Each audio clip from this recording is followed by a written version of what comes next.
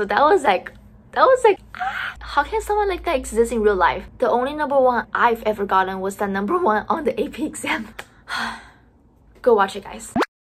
Hello guys, it is Idan here and welcome back to my channel. So today I want to talk a little bit about some of my favorite dramas, specifically some of my favorite Asian dramas, because recently I have been binge watching dramas like crazy, and there are just certain dramas out there that I feel like either don't get enough love or they're just some drama that make you think a lot. I don't know. So alright, now so let's get started. The first drama that I want to talk about is called The Untamed. The Untamed is a Chinese historical drama that was adapted from a BL novel called 魔道祖师, or in English, The Grandmaster of Demonic Cultivation. So this drama was actually introduced to me by a friend, and when she told me that this was boys love, aka yaoi or shonen ai, I thought she was delusional or something, because there's no way the Chinese government will allow LGBT films to be on the market.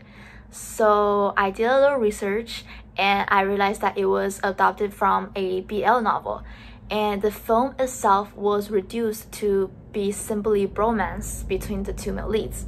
So this drama revolved around two main characters, Wei Wuxian and Lan Wangji. The first episode begins with the reincarnation of Wei Wuxian, and we were shown a memory of how he died on the cliff. And then the drama goes back to the longest flashback ever of a total 32 episodes to the very beginning, with Wei Wuxian and Lan Wangji's first encounter, their journey together, and what led up to Wei Wuxian's death in the hands of his best friend or sworn brother Jiang Cheng by the cliff. So I want to talk a little bit about our two lovebirds here, Wei Ying and Lan Zhan. They're both so similar yet so different. I guess this is what you call opposite attract. And they're kind of like yin and yang, and you can tell that from the clothes that they wear. So Wei Ying is your optimistic, loyal, kind-hearted. His childish demeanor and his mischievous personality is very much different from Lan Zhan, who is calm, strict, and may seem mean or hard to approach at first glance. So Wei Ying and Lan Zhan first met when Wei Ying went to go study at his clan, and their initial encounter was, how should I say this, love at first sight. When they met, there was this like spark of chemistry, and you can tell, even without actions, you can tell by their eyes that they have something with each other, okay? So both of them felt something, even though none of them realized what that something was. And throughout their journey together, Lan Zhan was actually the first one to realize his own feelings, even though he tried so hard to deny it. At one point, he even made a song for Wei Ying, and the song's name was Wang Xian. And you can probably piece the pieces together, like why the name was that. And that's basically their love song. And it's such a beautiful OST. Let me just tell you, I cry every single time I hear it. The reason how Lan Zhan recognized Wei Ying after he reincarnated was because Wei Ying was playing that song, and he's the only one that's supposed to know that song because that was their song, the song that Lan Zhan only played for him. And that was just like such a sweet moment between those two, and I was Okay, anyways, aside from their love story, it was really frustrating for me to see how Wei Ying was antagonized by all of these other clans, even though he was only trying to help the innocent and the weak. He just wanted to protect those who are precious to him. But the other clans somehow came to the conclusion that Wei Ying was evil and he must be executed in order to achieve peace. So this is like the story's main message, the boundary between good and evil. So what exactly is good and what exactly is evil? Why was Wei Ying, who was the guy who only strived to be good, seen as the devil? And why are those stupid clans that's like strong and powerful, who's supposed to be, they just spit, okay, who's supposed to be protecting the citizens, yet all they've done is killing the innocent ones? And then Wei Ying died on a cliff by his best friend because he was deemed too evil to exist. And Lan Zhan was there, but he couldn't help him. And that's how Lan Zhan got really heartbroken over the next 16 years when Wei Ying was gone. So that's why when Wei Ying finally reincarnated and came back to life, Lan Zhan was always there for him. He was always spoiling Wei Ying, letting him do whatever he wants. He's showing his love through his actions, basically. Their romantic relationship is really here and there. So if you want to see more intimate scenes of them falling in love, confessing, hugging, kissing, all that stuff, I highly encourage you guys to go read the novel. It is fully translated with, I think, more than 180 chapters. It's pretty long, and I will leave the link down below. But if you don't want to watch the drama or read the novel, you guys can also go watch the 动画, which is basically like Chinese anime. You know, there's also a special edition in the drama where it's much more focused on Wei Ying and Lan Zhan's relationship rather than the whole plot. Me personally, I haven't watched the anime though, because I'm not ready to cry again. Like, the whole drama was a roller coaster of emotions for me, and I'm not even over that. So I don't think I can just jump into the anime and cry a bunch all over again. And if you watch the drama but you still don't understand some parts of why things happened, you can go watch analysis videos from Tammy Jing. That's a channel where they basically break down each scene to see like why they did this, why they did that, and it's a lot of stuff. It makes you understand the whole plot much better. Go watch it, guys. Our next drama is called When We Were Young. When We Were Young is a 2018 Chinese drama that was also adapted from a novel with the same name. It is set in the year of 1996 and follows a group of friends with a realistic portrayal of youth through their last year in high school. So this drama may seem as the typical cliche drama where a dumb girl, in this case Yang Xi, is paired up with the smart guy, Hua Biao. But okay, let me fangirl a bit. This Hua Biao dude, oh my god, he is not your typical male lead. Like, he's not mean, not arrogant, not rude or rich, because usually in Asian dramas the guys is everything like that, you know. But this dude, he's actually so caring, so thoughtful, and he's poor. So Hua Biao didn't appear right away in the first episode. So during the first episode, I was actually rooting for the childhood friend, aka love triangle. I always had a second lead syndrome where I like the second lead better than the first lead. But when Hua Biao appeared, it was like, wow.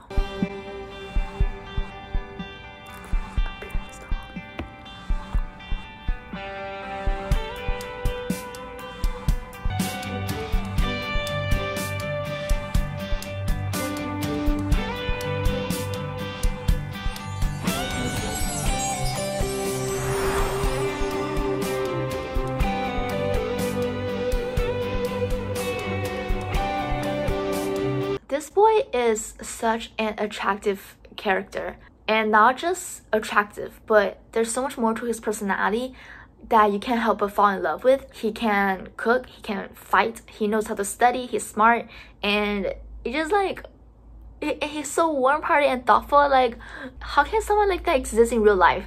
But at the same time, while he's all that, you can't help but feel bad for this character. His parents died when he was young, and he lives with his grandmother where they barely have any money to survive. And he's one of those, ow, I just bit my tongue, ow. And Hua Biao is one of those intelligent characters where you don't really have to study that much, and everything just comes naturally to you.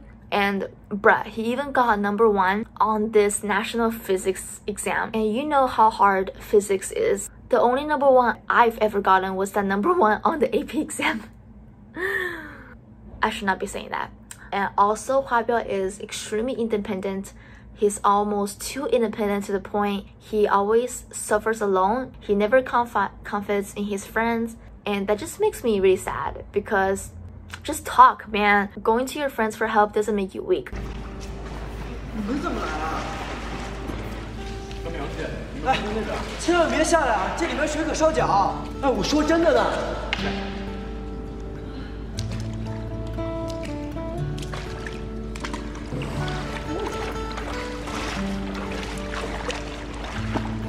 And sometimes it makes me feel like he doesn't love himself enough for it. He thinks that he's not worthy enough for the female lead. One time he couldn't even give his gift to her, which is like a hair clip, because he thought the hair clip was too cheap.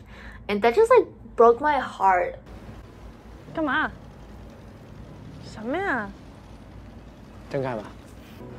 才送我，你干嘛？现在你收到不就好了吗？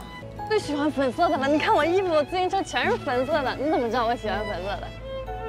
But even so, Hua Biao always stayed beside Yang-xi to help her in many things, such as tutoring, giving her a piggyback ride because of her leg injury, and protecting her from the freaking pervert, and even treating out her to eat at Pizza Hut when we know that he's poor and he probably don't even got money to be spitting on others. And then there's Yang-xi, our typical ordinary dumb female lead.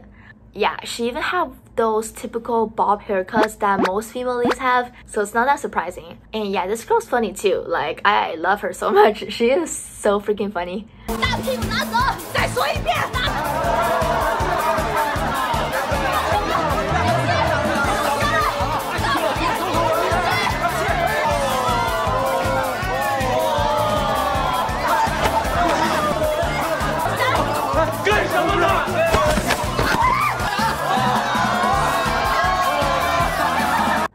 Even though I do understand that this drama isn't about romance, it's more about the youth and the process of growing up. I was expecting a little bit more from Hua Biao and Yan-xi as to say how their relationship goes, instead of them just kissing like 2 times and confessing and then that's it.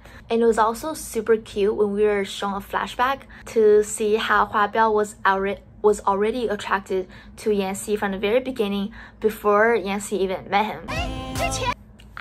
That was just so cute, oh my gosh. So since this drama is focused more on youth, we get to see a lot of the friend group's dynamics with their different personalities. And this drama was a journey that we got to see these kids mature into young adults.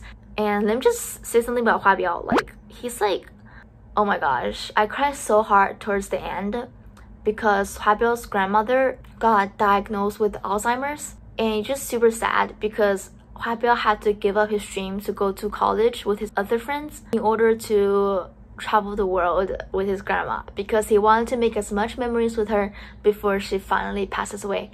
And I think that was just a really touching and emotional moment. Oh my gosh. And yeah, and there's supposed to be a second season where we focus more on love as they go into college, but I don't know when that second season is gonna come. So like, I'm tired of waiting, okay? And yeah, and I feel like when we were young wasn't talked about enough when it comes to Chinese dramas. Like, yeah, it may seem a little bit anticlimactic because it is a slice of life, but there's like so much things that you could learn from every episode and just so relatable, you know? Yeah. Moving on to our third and final drama that I want to talk about. It is called The Solomon's Perjury. So Solomon's Perjury was also adapted from a Japanese drama with the same title. What's with all these adaptations, bruh? So the story opens up to a student, Lee So-woon, from an Illa high school who fell to his death on Christmas Day. Oh, if you're a mystery lover, this one's for you. Just as the school was ready to wrap this case up as a suicide in order to maintain the school's prestigious reputation, our main character, Ko So-young, received a letter claiming that his death wasn't merely a suicide, and the perpetrator may highly possibly be Woo Hyuk, who was famously known for his bad temper and bullying and rich kid status, you know? So yes, this story does cover a lot of what society is currently going through, such as corruption, bullying, depression, suicide. It talks a lot about the dark things. 우리 아직 18살밖에 안 됐는데 왜 죽어야 돼?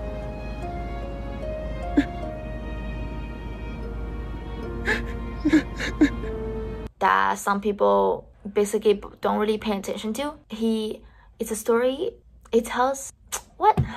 of this student who killed himself because he was tired of this unfair world they were living in. So the students became really restless after they realized that Su's death may not just be a simple suicide. They decided to hold their own school trial, a court system, where each student had a role to play as the judge, the defense, the prosecutor, the jury, because the teachers were just not doing anything. They wanted to swipe everything under the rug And that's just freaking annoying. Okay, so as the story goes on, more mysteries gets unraveled. We get to discover all the dark secrets that was hidden by the school and everyone else who's involved, which eventually led up to Sue's death. So our story's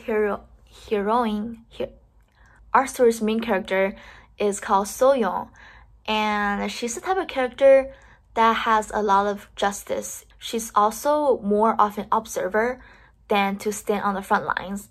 But throughout the series, you can see her character evolve and change, and that's always something that really nice to see. She was really earnest in trying to figure out the truth behind this case, but she was just really unsure how to make her voice heard. But this girl's great. I really like her. 입 다물라고 했어! 초롱이가 어쩌다 그렇게 됐는지, 애초에 고발장이 진짜긴 한 건지 최우혁이 정말 이소호를... 우리가 궁금해하는 그런 거 말이야. 그러니까 우리가 밝혀내자. 이소호가 왜 죽었는지.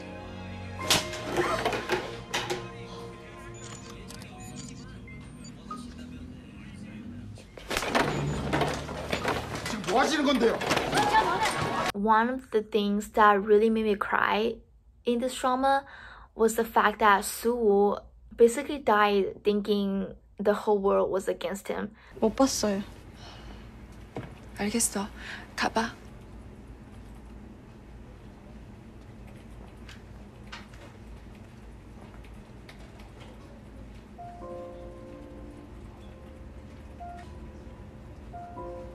너도 똑같아.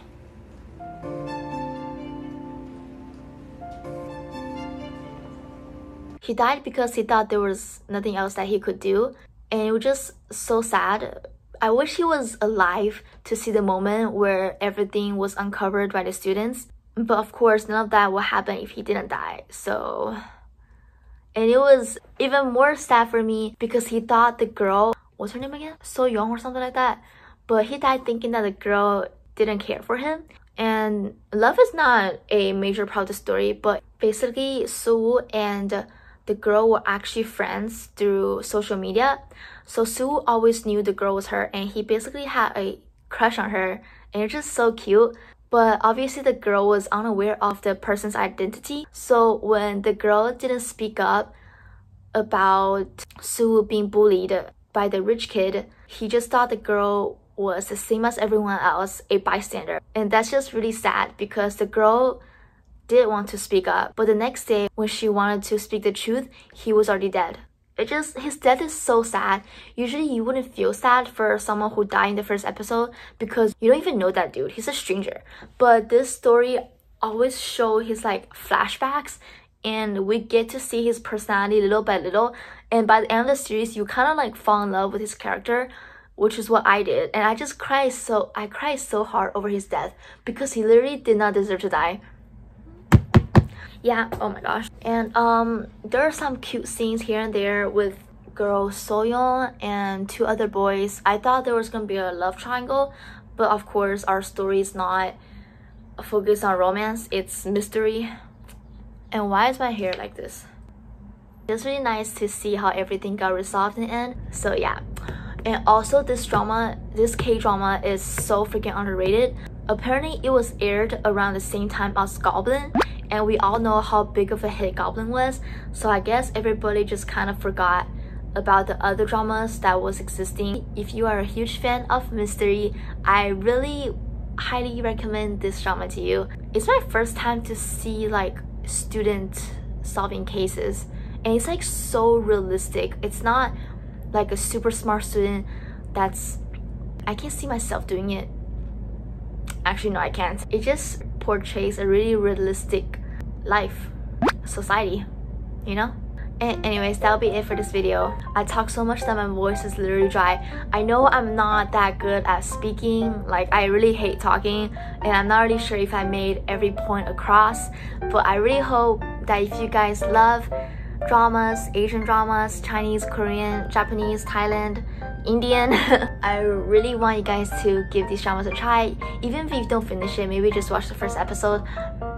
Oh my god, it's so freaking good. Thank you guys so much for watching, and I will see you guys next time.